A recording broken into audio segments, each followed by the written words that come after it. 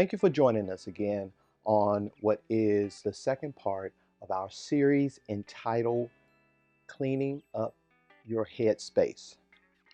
Now, you can have a PDF of this series, which is entitled Molly, Girl, You Being Gaslighted. You can find it at freshlivingstreet.com. You can go to the reading resource page and you'll see where you can download for free the PDFs for this series.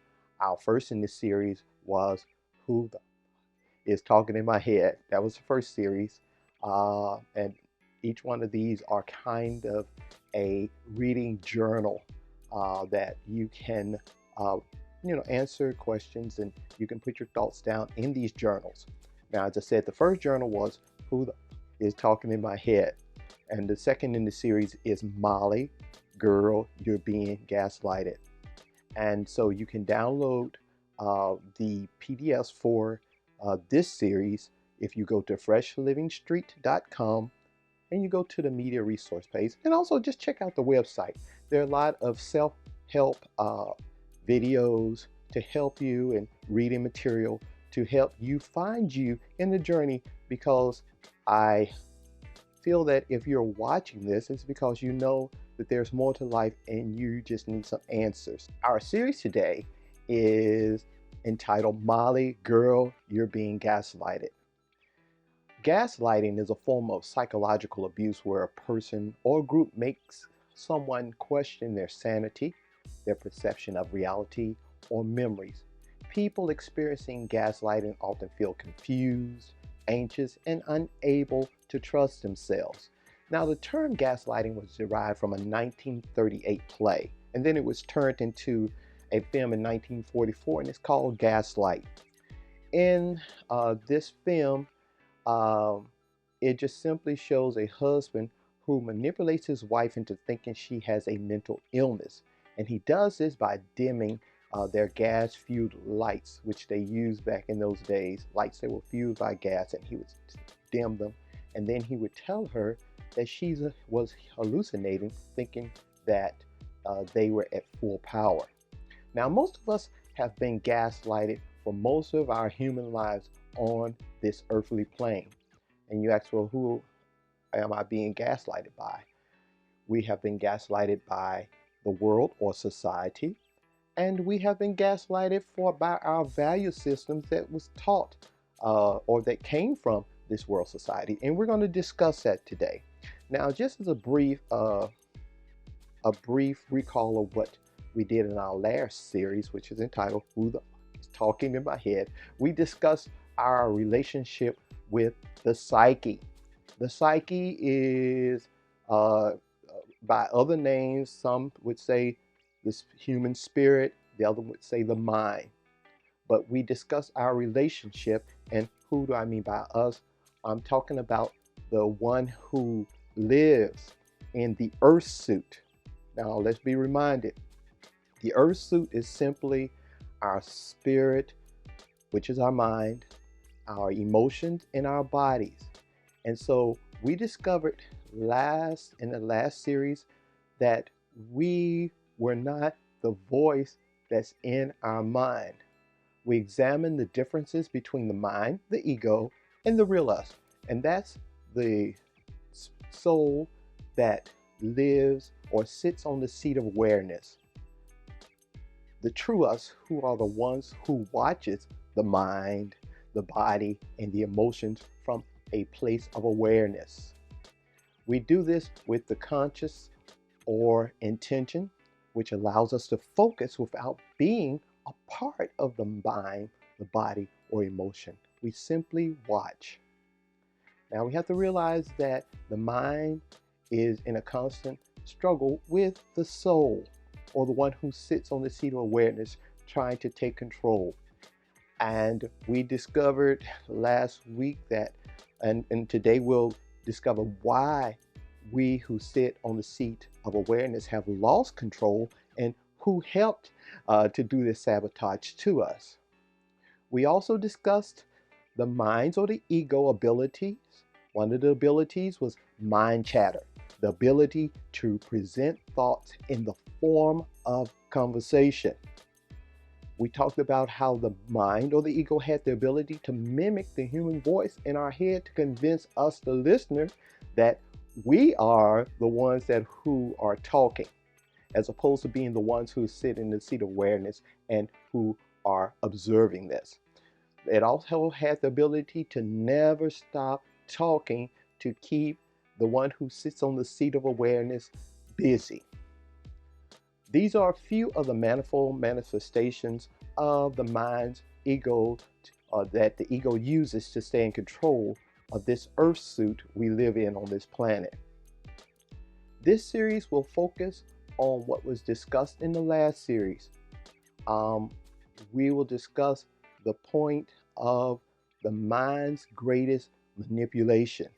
Remember, in the last series, we talked about the mind's made-up pseudo-reality. The mind or ego is doing what it was created to do.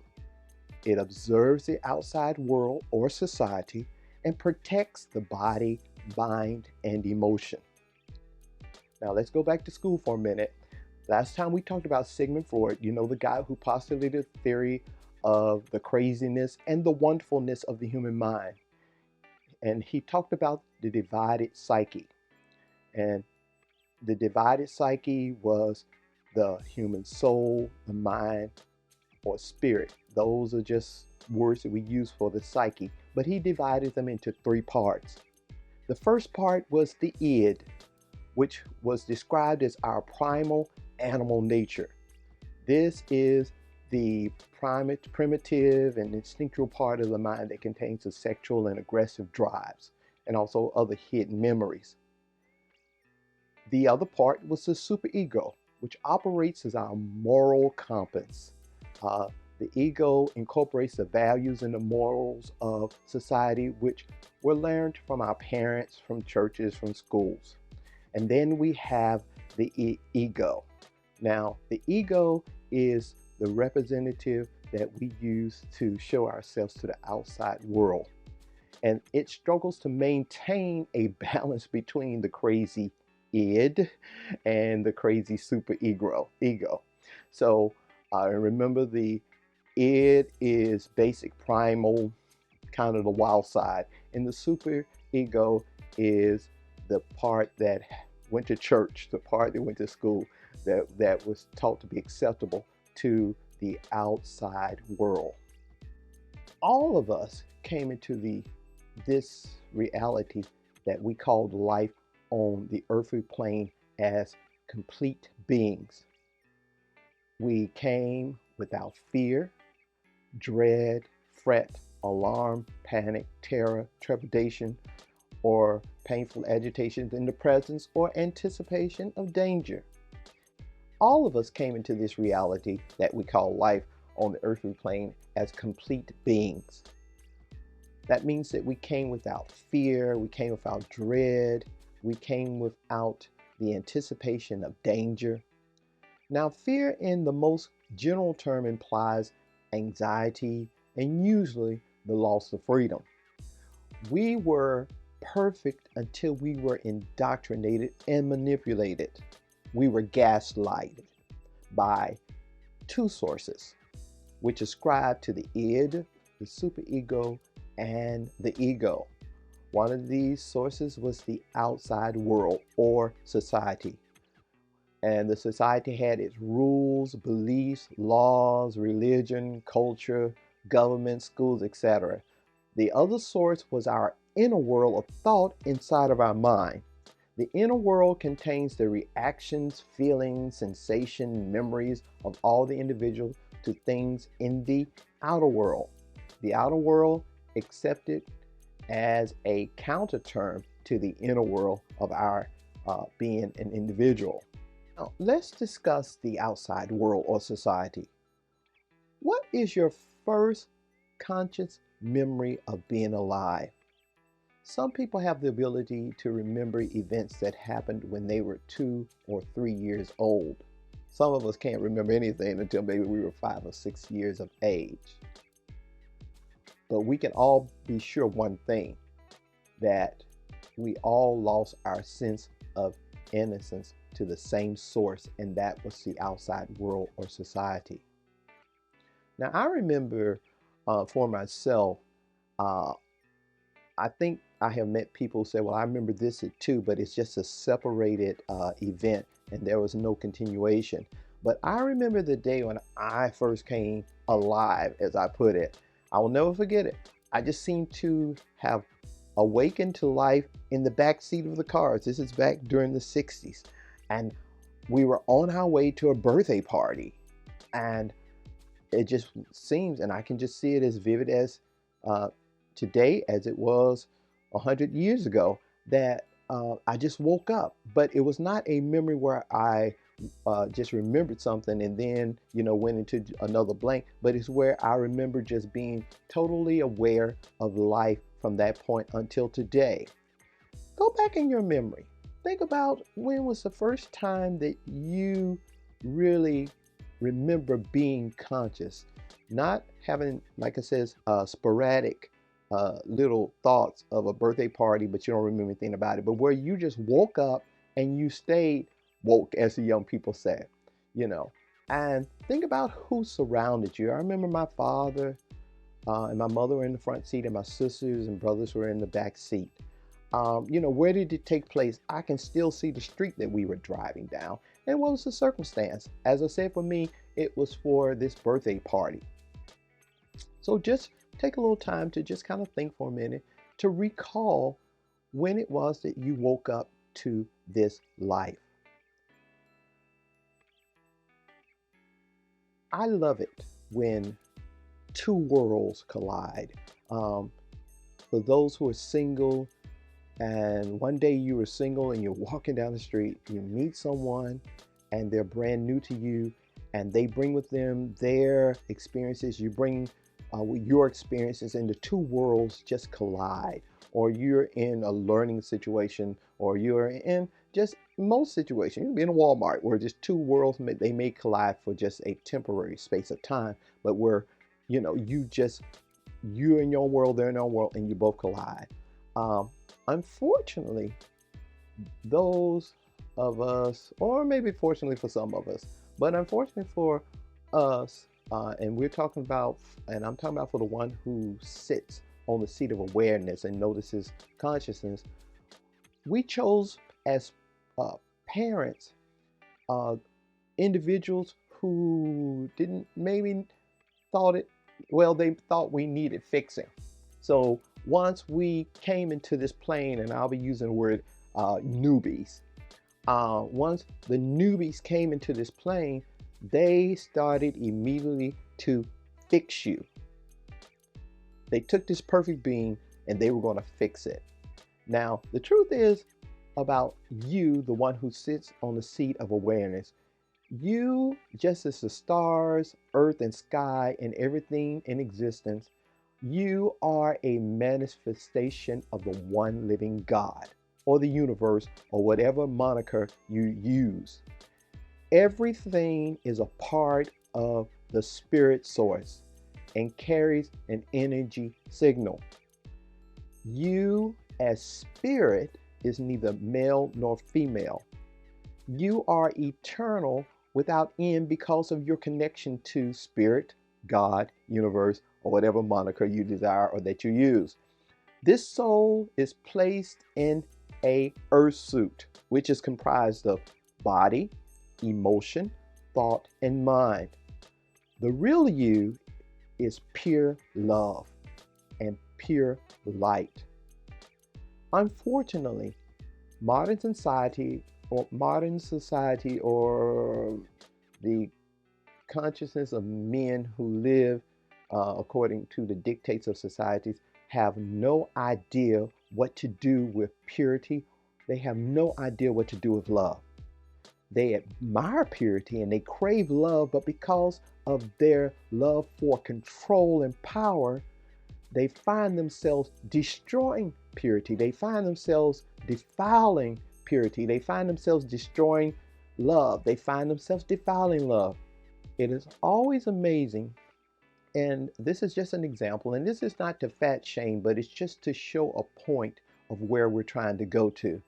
I'm always amazed when I look at family units and you're out eating, or you're in an amusement park, or you're somewhere, and I love to people watch.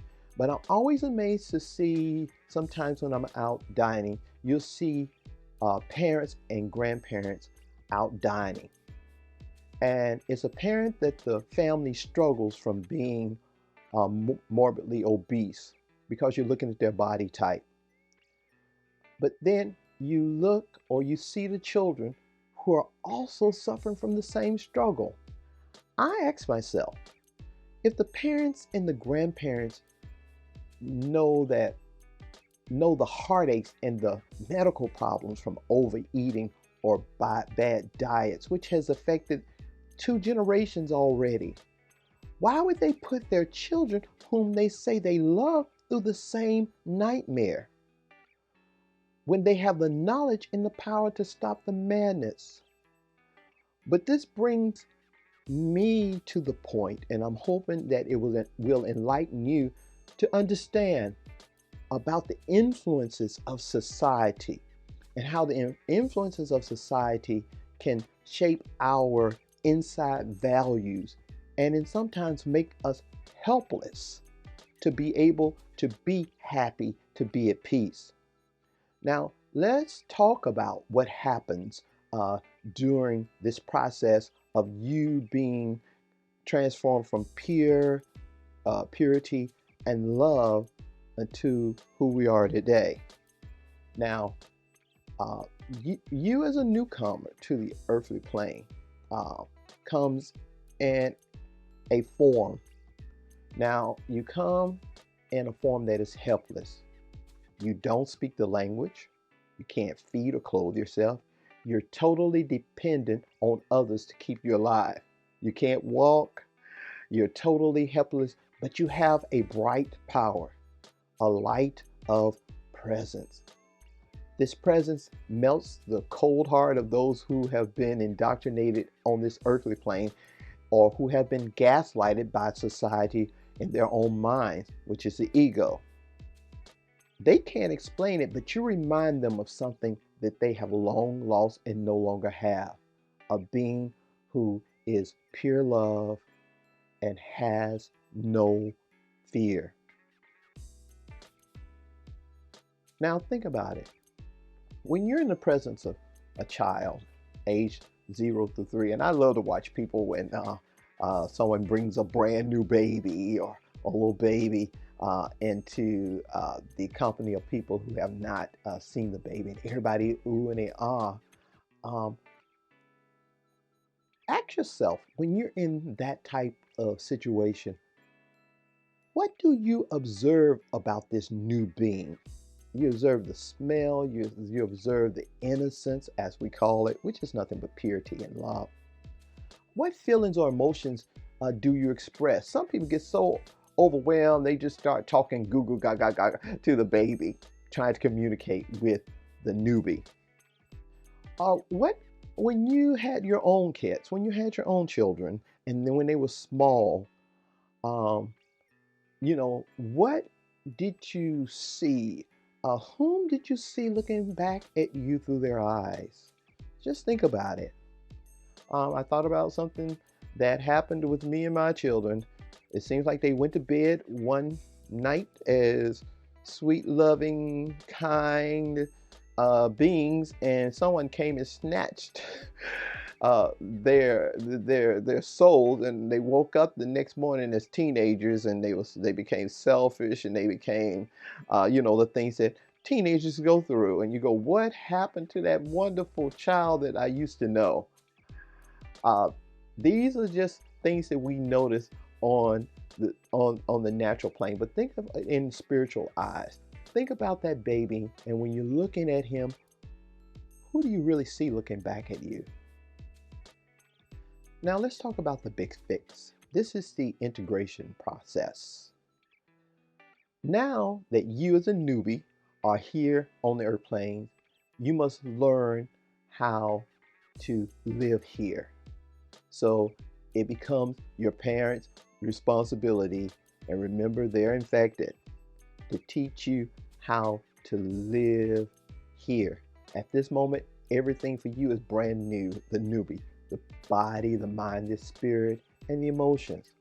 The integration process must now begin. This process is where information from the outside world, and that's any place on earth that is not in your body or head space, and we call it society, is channeled to your head space or your developing mind. This is the beginning of your knowledge or value system.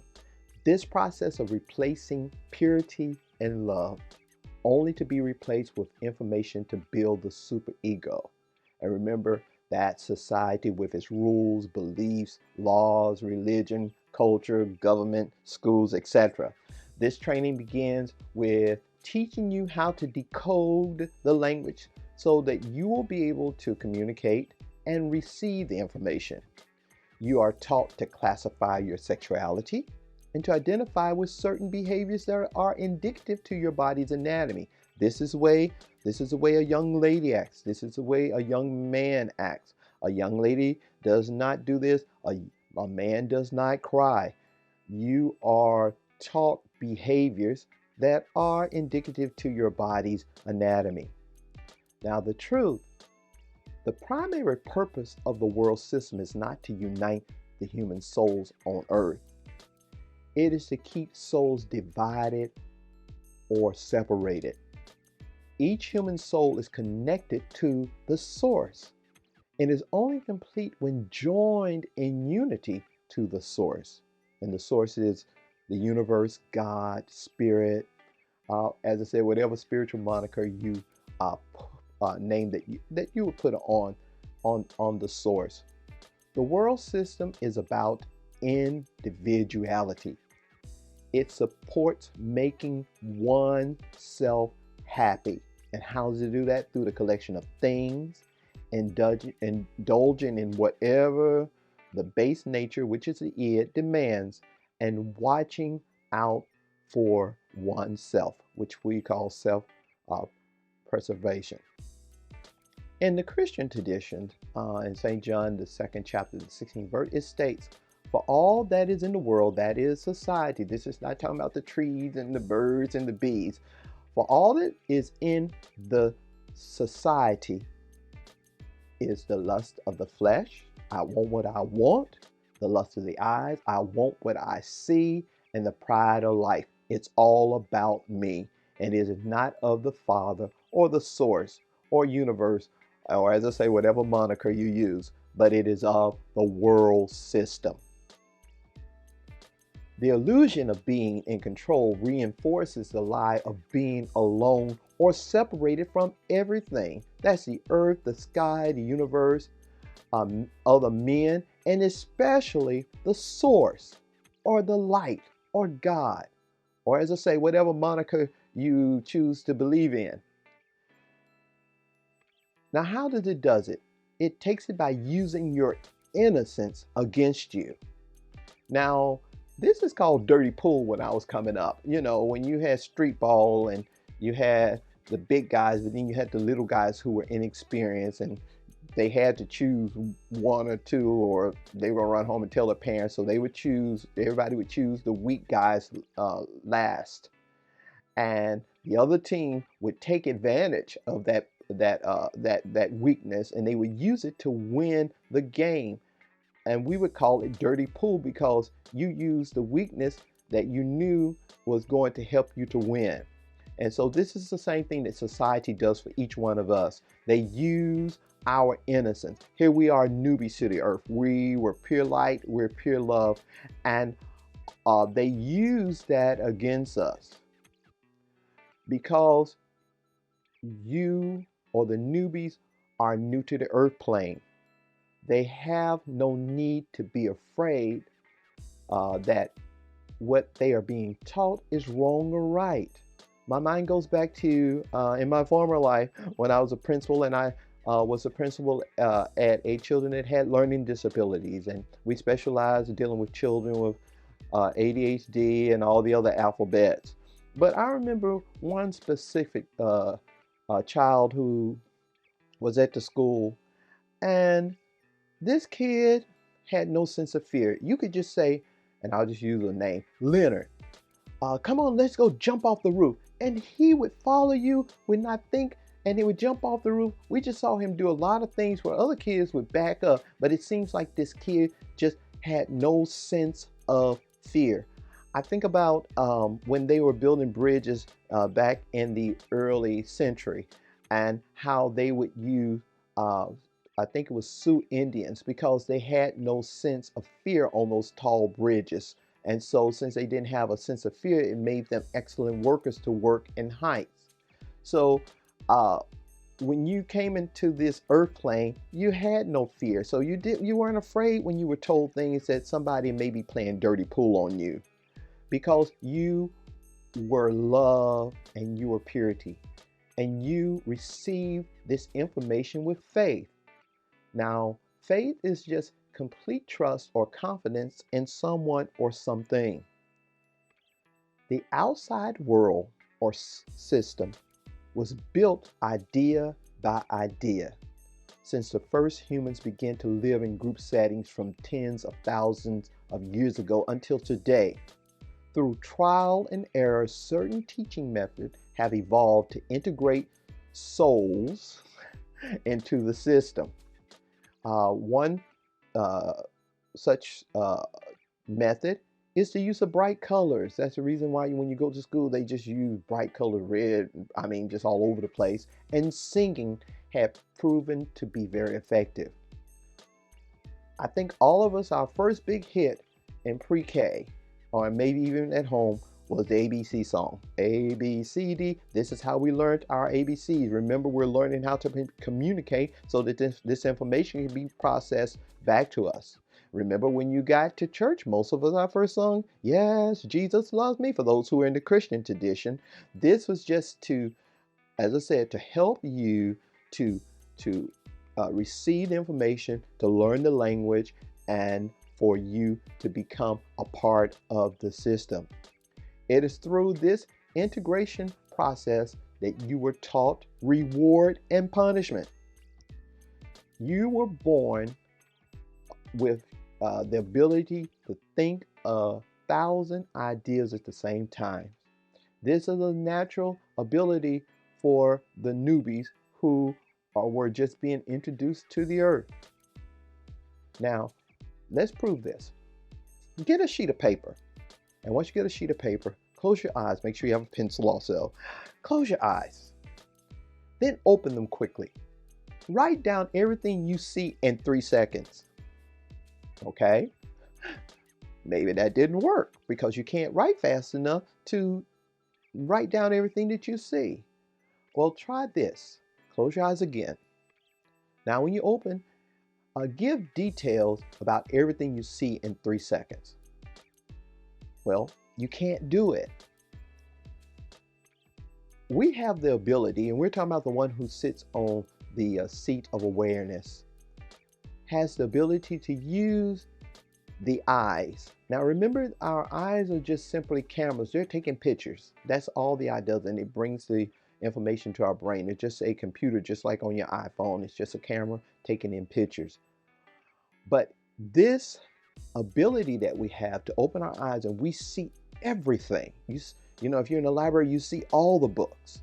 You see everything without having to describe it or without having to write it down, because we have the ability to process 1,000 or maybe in 1,000,000 things at one time.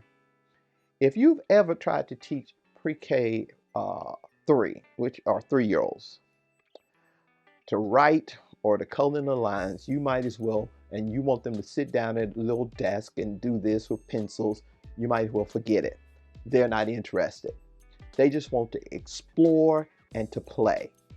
Now, if you want to get their attention, start to sing or clap. Then you'll have success. This is the beginning of training little ones to focus or pay attention to one thing. Now, you can go into a library, or let's just say you have a bookshelf in front of you.